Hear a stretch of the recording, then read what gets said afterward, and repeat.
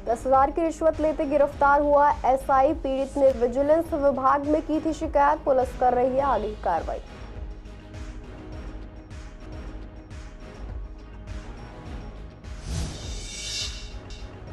Circular road पर नाबालिगों ने लगाई थी 2 पहिया वाहन में आग। पुलिस ने तीनों नाबालिगों को पकड़ा। आरोपी ने खुलासा किया झगड़े के कारण लगाई थी आग।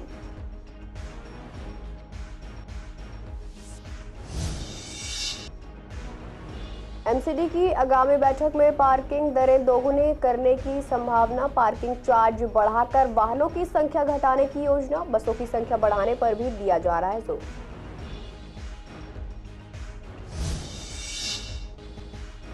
अवैध डंपिंग यार्ड बना सीबीडी ग्राउंड का डीडीए लैंड। प्रशासन की अनदेखी से बढ़ रहा प्रदूषण। सरकारी जमीन पर अभी तक नहीं हुई है कोई कार्रवाई।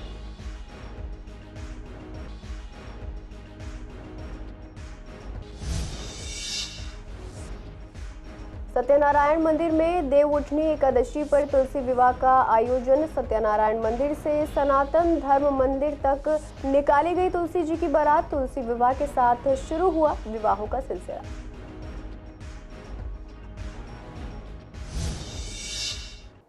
नमस्कार, आप देख रहे हैं सीसीएन लाइव। मैं हूं आपके साथ शिवानी तिवारी। स्वागत है आपका हमारे खास कार्यक्रम पूर्वी दिल्ली खास में। बुलेटिन की शुरुआत करते हैं कुछ खास खबरों के साथ। पूर्वी दिल्ली के लक्ष्मीनगर थाने के एसआई को विजिलेंस विभाग ने 10,000 की रिश्वत लेते रंगे हाथ पकड़ लिया। व्यवसायी के साथ धोखाधड़ी पर कार्रवाई करने के लिए 10,000 रुपए मांगे थे।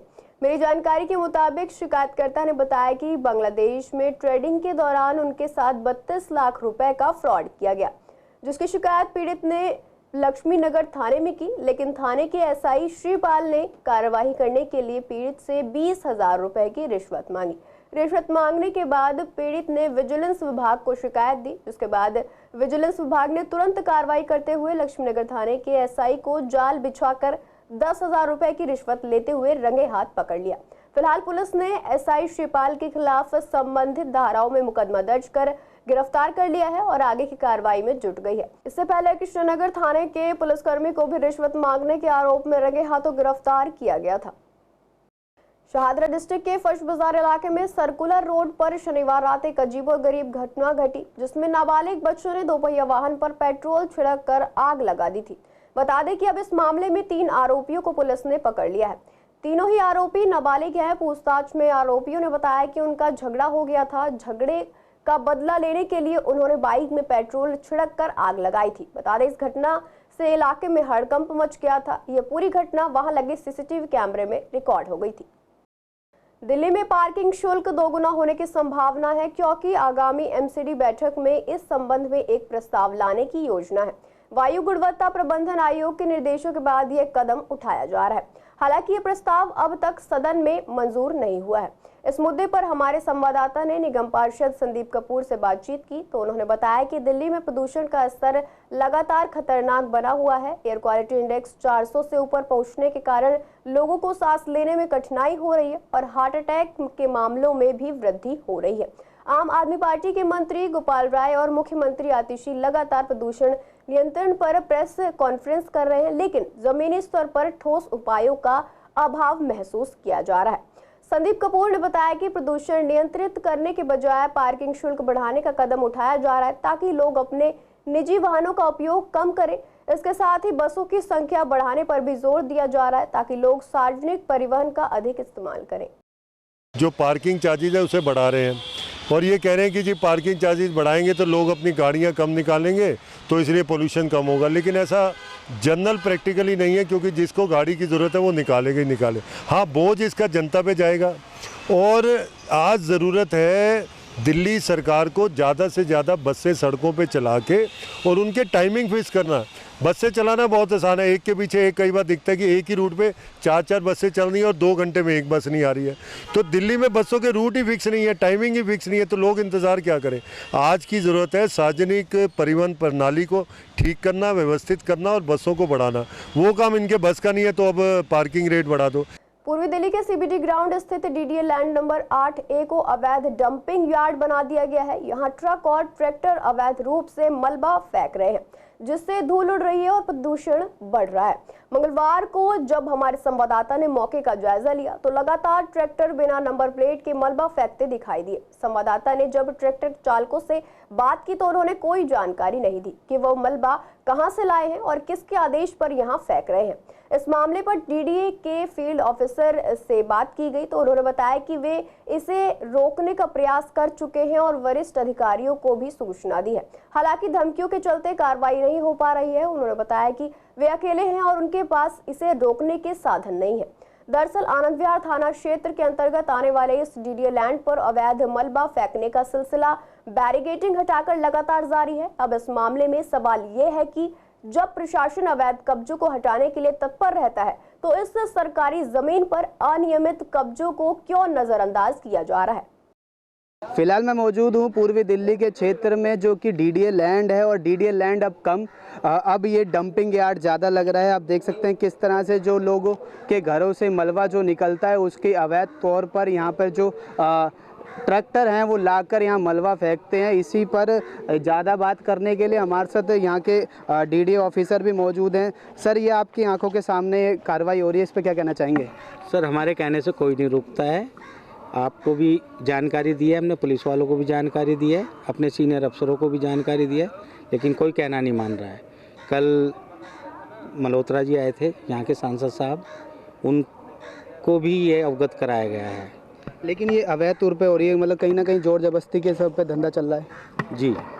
तो अगर इनको रोकते हैं तो ये लड़ने मरने को तैयार होते हैं। हम कुछ नहीं कर पाते क्योंकि सिविल के बंदे हैं और अकेले होने के बावजूद हम कर भी क्या सकते हैं। इनका एक ग्रुप होता है और ग्रुप में ये लड़ाई झगड़ा करते हैं। ना इनकी गाड़ियों पे ट्रैक्टरों पे नंबर है ना कुछ है। हम किस चीज़ की कंप्लेंट करें? वैसे सरकार अवैध कब्जों को हटाती है, लेकिन अब अपनी सरकार है। अब आप देख सकते हैं किस तरह से कि जब हम वीडियो बनाने लगे तो यहाँ पर ट्रैक्टर को खाली करे बिना ही ट्रैक्टर के जो चालक हैं वो यहाँ से निकल जाते हैं, क्योंकि अभी उनके मालिक से उनकी बात हुई है। उन्होंने कहा तुरंत यहाँ से रवाना हो जा, और ना कोई जानकारी दी हो। जब हमने उनसे पूछना चाहा था कि ये किसने ट्रैक्टर भेजा है तो उन्होंने कोई भी रिप्लाई नहीं दिया। और इस पर जब हम थोड़ी सी नज़र कैमरे की हटी तो तुरंत ट्रैक्टर को स्टार्ट करके यहाँ से भागते नजर आए। फिलहाल यहाँ पे कुछ लोग जो हैं यहाँ पे वो अपना व्यवसाय चलाने के लिए कूड़ा निकालने के लिए कर रहे हैं। और फिलहाल आपको दिखाना चाहूँगा एक चीज़ यहाँ पर भी है, जो हम मकान बनाने के लिए पुरानी ईंटें खरीदते हैं बाहर मार्केट से, वो भी यहाँ पे छटाई की जाती है। ये भी एक तरह का व्यापार सरकारी ज़मीन पर अवैध तौर पर चल रहा है, जिसकी जो सरकार आए दिन लोगों की झुग्गियाँ तोड़ने में और वो अवैध कब्जे को हटाने में लगी है। वो जो अपना डीडीए लैंड को भी साफ़ नहीं करा पा रही है। वो कहीं ना कहीं अब एक जो बोल सकते हैं कि वेस्ट मटेरियल जो घर का मलबा है वो सरकारी ज़मीन पर अवैध तौर पर चल रहा है। तो इसकी तरफ सरकार कब ध्यान देगी? वीडियो जर्नलिस्ट अतुल भारद्वाज के साथ विवेक पठानिया, सीसीएन दिल्ली। पूर्वी दिल्ली में देवउठनी एकादशी के मौके पर मंगलवार के दिन तुलसी विवाह का आयोजन किया गया। बता दें, ज्वालानगर स्थित सत्यनारायण मंदिर में भी तुलसी विवाह का आयोजन किया गया, जिसमें तुलसी जी की बारात सत्यनारायण मंदिर से लेकर योजना विहार स्थित सनातन धर्म मंदिर तक निकाली गई, जिसमें कई लोगों ने भाग लिया। तुलसी और शालिग्राम जी का विवाह कराया। वहीं यशपाल जी महाराज ने बताया कि आज देवउठनी एकादशी है, जिसके बाद से ही अब विवाह शुरू हो जाएंगे। आज तुलसी जी का विवाह पूरे उत्साह के साथ मनाया गया, जिसमें उनकी मेहंदी से लेकर फेरे और विदाई तक का आयोजन किया गया। कार्तिक शुक्ल पक्ष की जो एकादशी होती है इसको प्रबोधिनी एकादशी कहा जाता है, यानी देव उठान एकादशी। आज ठाकुर जी की, हमारे कलवा की शादी हो रही है तुलसा महारानी के साथ में, और क्षेत्र का हर व्यक्ति बहुत खुश है। जिसको देखोगे आप उसके चेहरे पे आपको रौनक दिखाई देगी, जैसे अपने बेटा बेटी की शादी करते हैं, बिल्कुल वैसा ही माहौल है। आज ये तुलसा विवाह, क्योंकि ठाकुर जी जब आज उठते हैं, उठते ही तुलसा विवाह होता है उनका। सबसे पहले आज नारायण और तुलसा विवाह होगा तुलसा जी के साथ। हमें बड़ा सौभाग्य प्राप्त हुआ है, पंडित जी के द्वारा तुलसी विवाह किया जा रहा है। हमें बहुत खुशी है, बहुत अच्छी बारात लेके आए हैं। मन में भाव कैसा रहता है तुलसी विवाह जब? तुलसी विवाह के हमने बेटी के रूप में स्वीकार किया है। हिंदू संस्कृति के अनुसार देवउठनी एकादशी पे शालिग्राम और माता तुलसी की शादी का प्रावधान है। उसके अंतर्गत आज हम शालिग्राम जी के साथ जो है माता तुलसी का विवाह करने यहाँ पर आए हैं और धर्म का लाभ उठा रहे हैं। इस तरीके के कार्य होते रहने चाहिए, इसी में देश का और समाज का कल्याण है। एक परंपरा है पुराण काल की, तो उसी का पालन कर रहे हैं और सब आशीर्वाद लेना चाह रहे हैं कि सबका भला हो और हमारा भी भला हो। पूर्वी दिल्ली के गुरु तेग बहादुर अस्पताल में हीमोफीलिया के मरीजों को भारी मुश्किलों का सामना करना पड़ रहा है, क्योंकि यहाँ पिछले 1.5 साल से हीमोफीलिया का आवश्यक इंजेक्शन उपलब्ध नहीं है। हीमोफीलिया एक गंभीर बीमारी है जिसमें खून का थक्का नहीं जमता है, जिससे चोट लगने पर अधिक खून बहने का खतरा रहता है। ये बीमारी पीढ़ी दर पीढ़ी संक्रमित होती है और इसके इलाज के लिए विशेष इंजेक्शन की जरूरत होती है, पर जीटीबी अस्पताल में इस इंजेक्शन के न होने से मरीजों को मजबूरन दिल्ली से बाहर हरिद्वार और जयपुर जैसे शहरों का रुख करना पड़ता है, जिससे यात्रा और इलाज का खर्चा काफी बढ़ जाता है। लेकिन जानकारी दी कि पिछले 1.5 साल से इंजेक्शन अस्पताल में उपलब्ध नहीं है। वहीं यह स्थिति हीमोफीलिया के मरीजों के लिए गंभीर चुनौती बन चुकी है, क्योंकि जीटीबी अस्पताल में इसके लिए खास सुविधा होने के बावजूद इंजेक्शन की कमी मरीजों की तकलीफ बढ़ा रही है। देवउठनी एकादशी के साथ ही शादी के सीजन की शुरुआत हो गई है। इस मौके पर हमारे संवाददाता ने पूर्वी दिल्ली के सीबीडी ग्राउंड और विवेक विहार के बैंकेट हॉल के मालिकों से बातचीत की, तो उन्होंने बताया कि अब शादी और पार्टी के फंक्शन शुरू हो गए हैं। यही वजह है कि बैंकेट हॉल को लाइटिंग से सजाया हुआ है। उन्होंने बताया कि शादी के फंक्शन की बुकिंग बहुत पहले से शुरू हो जाती है और 14 दिसंबर तक शादी का सिलसिला जारी रहेगा। खासकर कुछ तिथियां जैसे 17, 18, 21, 25 और 28 नवंबर ज़्यादा बुकिंग के साथ व्यस्त रहेंगी। आज देव उठान एकादशी है। आज से शुभ दिनों की शुरुआत हो जाती है और आज से जो शादी और जो हमारे पार्टीज़ के फंक्शन हैं वो सारे स्टार्ट हो जाएंगे और इसीलिए आप देख रहे हैं हमने सारी सजावट करी है यहाँ पे। हाँ, इंक्वायरीज अच्छी हैं। देखो बुकिंग्स तो पहले ही हो जाती हैं सारी, पर आज से क्या है कि आपको जो सारी जो है वो चीज़ें को अमेंड करने का स्टार्ट करने का टाइम आ गया है। तो आज से मतलब जो सीज़न शुरू हो गया अभी आपका 14 दिसंबर तक ऐसे ही चलता रहेगा। 13 जनवरी से आपके दोबारा स्टार्ट हो जाएंगे ये। हाँ, 13 जनवरी से फिर वो मार्च तक वो दोबारा स्टार्ट रहेंगे। भाई हमने पंडाल का सेटअप यहाँ पे दे रखा है आपको, आप आ सकते हैं और अपना फंक्शन कर सकते हैं। यहाँ पे सारी सुविधाएं अवेलेबल हैं, खाने की और डेकोरेशन की, लाइटनिंग की, डीजे की, सारी फैसिलिटीज़ अवेलेबल है यहाँ पे। सर हमारे पास अभी 5 वेन्यूज़ हैं इस दिल्ली में, तो हमारे पास सारी गैदरिंग्स के लिए कोई ना कोई हॉल हमारे पास अवेलेबल है। अगर किसी को 50-100 लोगों का मेहंदी कॉकटेल फंक्शन करना है तो उसके लिए हमारे पास आदित्य मॉल में गोल्डन रोज बैंक्वेट के नाम से 2 हॉल्स हैं। छोटी गैदरिंग जनरली हम वहाँ कर देते हैं। इसके अलावा बड़े फंक्शन जैसे शादी हो गई, रिसेप्शन हो गए, सेकंड सेरेमनीज़ हो गई और भी बहुत सारी सोशल गैदरिंग्स हैं, उसके लिए हमारे पास 2 बैंक्वेट्स और हैं। एक ग्रैंड हमारा के नेम से है, वहाँ पे भी 2 हॉल्स हैं और एक अभी हमने न्यू बैंक्वेट बनाया by the name of east crown. तो जितने वेन्यूज़ हैं सबकी अलग अलग वाइब, एम्बियंस सबका डिफरेंट है। किसी को ओपन प्लस कवर्ड चाहिए तो उसके लिए ईस्ट क्राउन है, किसी को हाइटेड बैंक्वेट चाहिए, स्पेशियस ज़्यादा चाहिए हो तो उसके लिए ग्रैंड हमारा है। छोटी गैदरिंग्स के लिए मैं बता ही चुका हूँ। शादी के ज़्यादा जो साया होता है वो कौन सी डेट्स हैं, आइडिया? मेन सर अभी आज जो देव उठानी है आज 12 नवंबर, मेन साया हमारा आज से स्टार्ट होता है नवंबर में और आज से लेकर टिल मार्च अप्रैल तक अच्छा साया रहता है। बस एक 15 दिसंबर से 15 जनवरी के बीच एक पो का महीना आता है, उसको छोड़ के 3-4 मंथ्स हमारा फुल पैक्ड रहता है।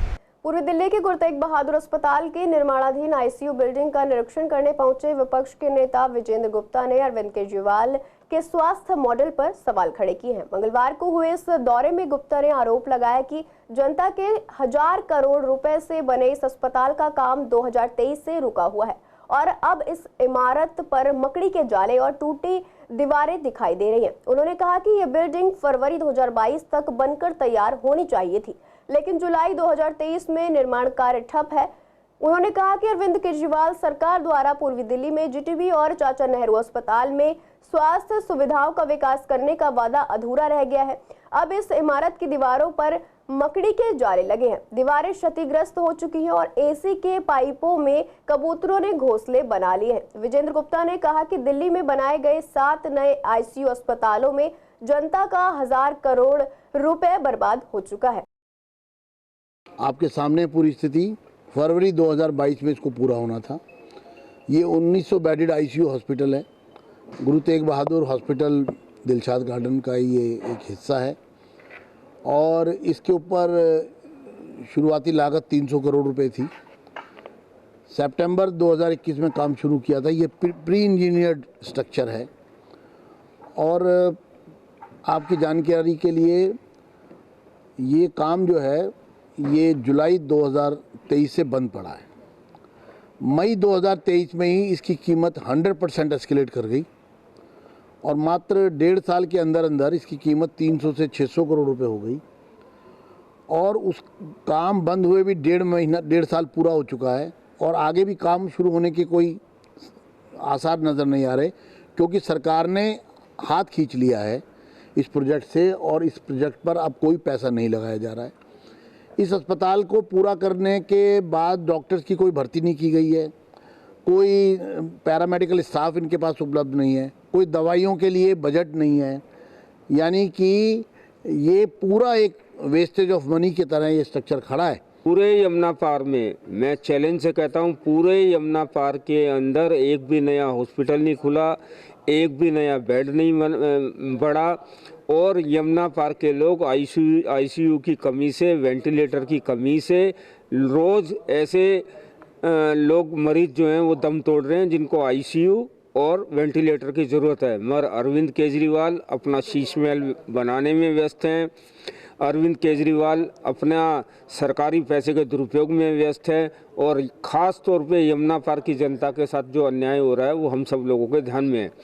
दिल्ली पुलिस की क्राइम ब्रांच ने इंटर स्टेट आर्म्स तस्करी के बड़े रैकेट का भंडाफोड़ करते हुए गैंग में शामिल 18 लोगों को गिरफ्तार किया है। इनके पास से 4 ऑटोमेटिक पिस्टल, 8 देसी कट्टा, 1 कंट्री राइफल, 3 चाकू और 1 चोरी की कार बरामद हुई है। क्राइम ब्रांच के special police commissioner Devendra Chandra Srivastava ने बताया कि गिरफ्तार किए गए आरोपी गाजीपुर, मुल्ला कॉलोनी, पड़पड़गंज, शकरपुर, गाजियाबाद, बागपत, गोपालपुर के तौर पर रहने वालों के रूप में हुई है। स्पेशल पुलिस कमिश्नर ने बताया कि इनमें से ज्यादातर पढ़ाई कर रहे हैं। पुलिस कमिश्नर ने कहा कि मुख्य आरोपी को उस वक्त गिरफ्तार किया गया जब वह कार से अवैध हथियार लेकर नोएडा वारदात को अंजाम देने के लिए जा रहा था। उन्हें गाजीपुर पुलिस स्टेशन लाया गया। इसके अलावा उनकी कार भी चोरी की निकली। आरोपियों ने बताया कि उन्होंने हथियार को पड़पड़गंज में खरीदा था। जिनसे हथियार खरीदे थे उन्हें भी गिरफ्तार कर लिया गया है। आरोपी ने बताया कि उसने बहुत सारे अवैध हथियार को मास्टर माइंड को सप्लाई किया है। निशानदेही पर 2 अन्य लोगों को भी गिरफ्तार कर लिया गया है। उनके पास से भी एक सेमी ऑटोमेटिक पिस्टल और 2 जिंदा कारतूस बरामद हुए हैं। इस तरीके से तकरीबन 18 लोगों को गिरफ्तार कर लिया गया है। पूर्वी दिल्ली के कई इलाकों में पानी का संकट मंडराता नजर आ रहा है। पिछले कुछ दिनों में गंगा की सफाई के दौरान काफी दिनों तक पानी की सप्लाई बाधित रही। साथ ही जिन जगहों पर पानी आया वो भी बेहद गंदा था।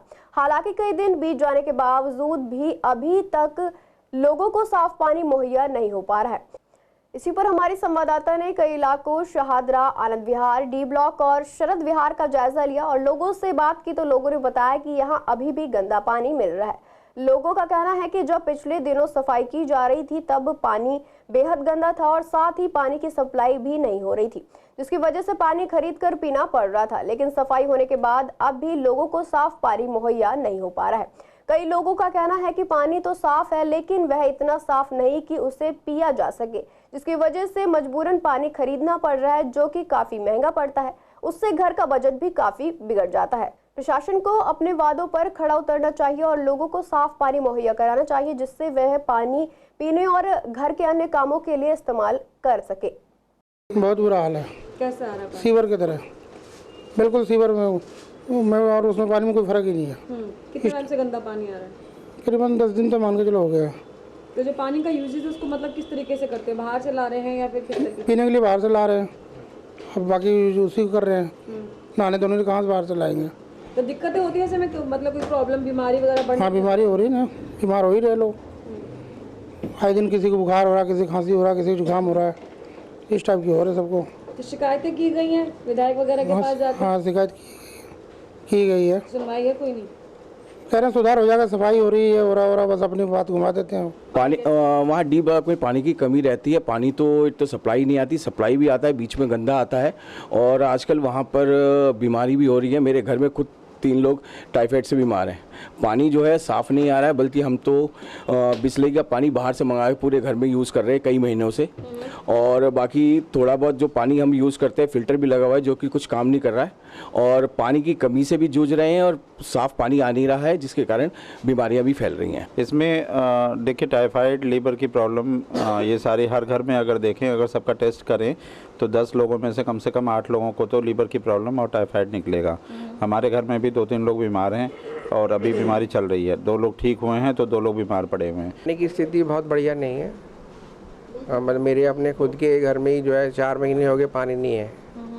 हम जो है बाहर से पानी लाते हैं बिस्लरी वगैरह का। और दूसरा ये है कि जो पुरानी लाइन है दूसरी एक उससे पानी आता है, वो भी गंदा। और गंदा मतलब कैसा, स्मेली वाटर है या फिर मतलब कीचड़ जैसा, सीवर जैसा? स्मेली वाटर आता है। अब कह रहे हैं कि वहाँ पीछे सफाई चल रही तो उसकी वजह से आ रहा था, शायद सफाई हो गई है तो साफ आ जाए, उम्मीद कर रहे हैं। पानी गंदा है, 15 दिन मैंने भी खरीद के पिया है, बहुत मुश्किल से, और घर से मांग मांग के, जहाँ काम करती हूँ ना वहाँ से मांग मांग के पिया है, 2-2 लीटर ले आके।